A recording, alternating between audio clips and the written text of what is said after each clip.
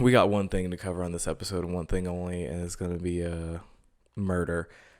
So let's get into it. I got problems on problems on problems on problems on problems on problems. I solve them. I run through the money. The pressure be calling. Left on my blessings. I feel like I'm falling. The birdie is back. Tell me I'm garbage. I'm going through something. That's why I ain't calling. Phone and progression is all that I wanted. The phone and affection. I summon and dub it. Cause I got problems on problems on problems on problems on problems on problems. I solve them. I run through the. Welcome back to another episode of the Problems on Problems podcast. I am your host, Mike Santee, and your boy is looking fresh with a new cut. Thank God. Finally, I no longer feel homeless.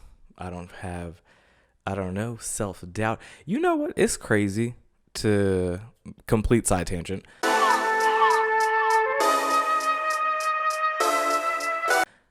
But the amount of confidence in a man changes when he gets his hair cut. And if you got a good barber, shout out to mine. Y'all are doing your thing. Thank you guys. I mean, you guys are still alive. I don't know. I'm looking up to the heavens. But there's yet to be a time that I leave there where I'm not happy or where I don't feel a little bit extra swaggy. And a long rant that is undeserved is that dudes put a lot of weight onto their haircuts. Like, I know for the most part, like, we're pretty low maintenance, quote unquote. I don't think that's actually true, but the fact that like you get loyal to a barber and you're only going to them over and over again, and then you can go from feeling like crap to like literally you can see a dude's energy change throughout the haircut, coming in super cautious, super coy because his head looks like a overgrown bush, coming out looking like a G. Ladies and gentlemen, if you ever see a sad boy, give him some money, let him get a new haircut, watch him turn into something else. But we are not here for that at all. We're here to talk about the Murdaugh family murders. So you guys get a little Problems on Problems true crime edition this week, where we talk about the Murdaugh family murders. And for those of you guys that don't know and who I guess haven't been watching TikTok or anything like that, the Murdaugh family is a family in South Carolina that has been practicing law for well over 100 years, to the point that they've become a prominent South Carolina family. And there's a lot of string of unfortunate events that have followed this family. By unfortunate events, I mean it's 1000% all their fault. But first you have what brought a lot of this family into the light, if you want to call it that, or into the spotlight of murder mystery mayhem, was that on June 7th, let's backpedal a bit. First, you're going to want to know about the family. The family, if I get a photo of them, who knows, but the families consisted of the father, or dad, Alex, the mom, Maggie, older brother, Buster, younger brother, Paul. That way, that's all you need to know. On June 7th, the father, Alex, found Maggie and Paul, the youngest brother, shot dead at their family's hunting cabin, or at one of their family's hunting lodges.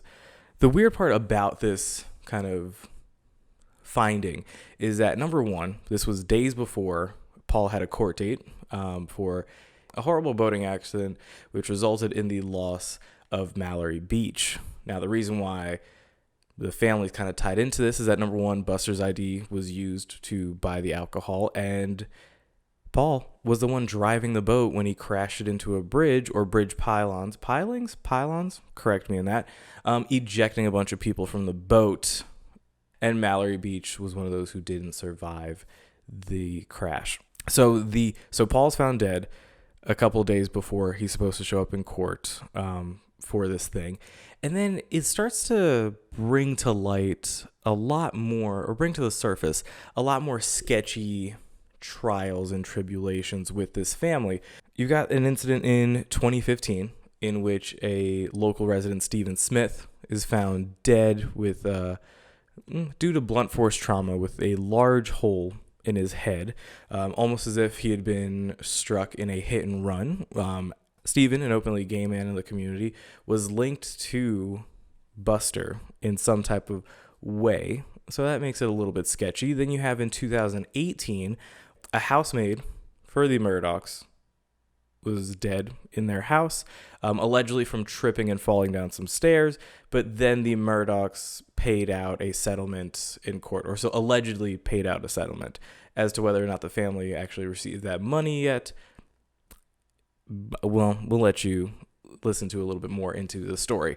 So the craziest part about all of this, mind you, this whole boating accident is that not even accident. It's not an accident. Paul was intoxicated.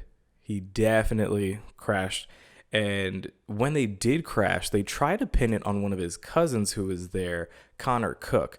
Now, everybody was quick to try and pin it on Connor. Connor wouldn't name who the driver was, but he did say that he didn't want to name the driver out of fear that this person was part of, this person and their family were very untouchable when it came to law and its consequences. But what Connor did do, interestingly enough, is he started talking too much. And when he talked too much, part of his ramblings dealt with the fact that that Buster had talked about being in a hit and run in 2015, which oddly enough linked up with the death of Stephen Smith. And he also talked about a maid dying in 2018 that they were linked to as well, and some hush money that went into that. So all these things start really piling up to lead you to believe that this family isn't the best family. And what makes it crazier is that a few months after finding his youngest son and allegedly finding his youngest son and his wife shot dead execution style on their property, he then resigns from his law firm. The law firm that has, he being Alex, the father, resigns from his law firm, the law firm that has his name on it and all that stuff. And there was a pending investigation, or an ongoing investigation, which pointed to the fact that Alex was embezzling millions from this law firm. So add in murder, money embezzlement, what more could you want in this story? What more could you expect in this story?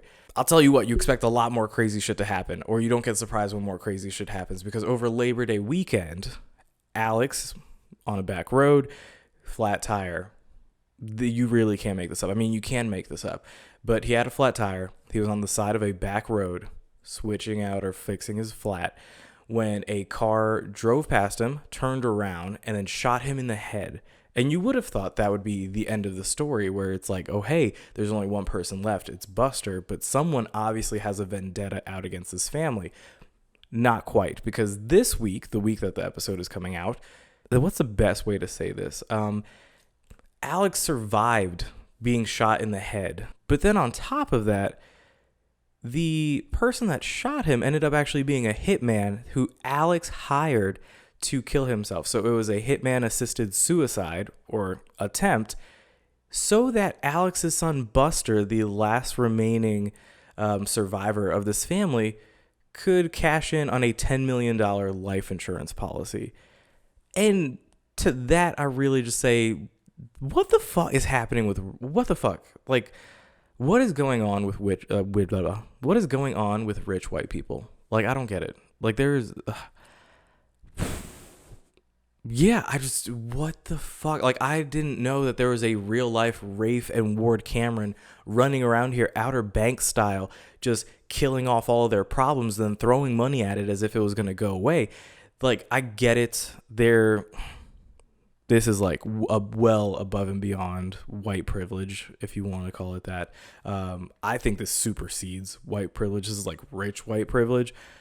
But the idea or the audacity that because you are an established family in this community, because you all practice law, and of course you have some sense of arrogance that has overinflated your ego to make you think that you are above the law or can like maneuver your way through the law with whatever connections you have, and it probably did work, all came to a head when your family started being executed because of their past transgressions. And then to add some weird M. Night Shyamalan twist to this, you decide to hire a hitman to kill you, and the hitman can't even kill you properly, and so you're alive, and by some, I don't know, miracle only, he's caught, he confesses, like, you're just surviving an assassination attempt, all for your last son, who probably did or was involved in this hit and run.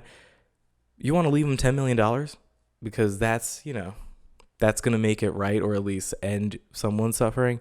You know what?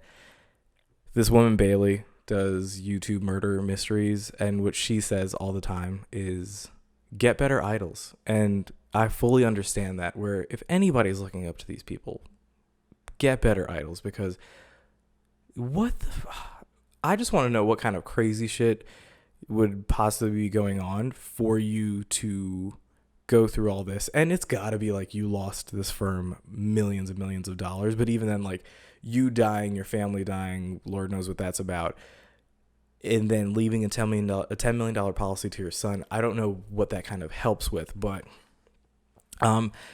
because all this stuff is new and it's still going on, you might hear more updates from me. You might not ever hear about it again, but there are plenty of podcasts specifically covering the Murdaugh family and the murders associated with them. So be sure to look on those. But we'll take a break. We'll come back. We'll talk about being sticky, and we'll wrap it up and send you guys off to the weekend. P.O.P. And we're back with the great debate. Now, last week I thought I for sure was kind of like on point with this, but last week I asked you guys, would you rather be sticky all the time or itchy all the time? And 79% of you said you'd rather be sticky all the time. Now, I know last episode I said that I would much rather be itchy, or I think I'd rather be itchy. And there was one story of a friend of mine who, when I heard the story and then talked to him in person about it, I just realized yeah, I'm not about that life. I'm not about trying to be itchy all the time. So I've now flipped my answer to being sticky, which is why we do these things. Because we think about hypotheticals, we assess our viewpoints on these hypotheticals, and we adjust accordingly. Maybe sometimes.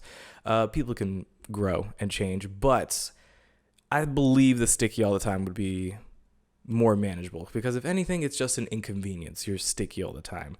I've reassessed how I felt when there's an itch that I couldn't scratch, if you want to call it that, or anytime I've been itchy. Gosh, i.e. chicken pox, the one time that I had poison ivy. So all those times, and I'm like, you know what?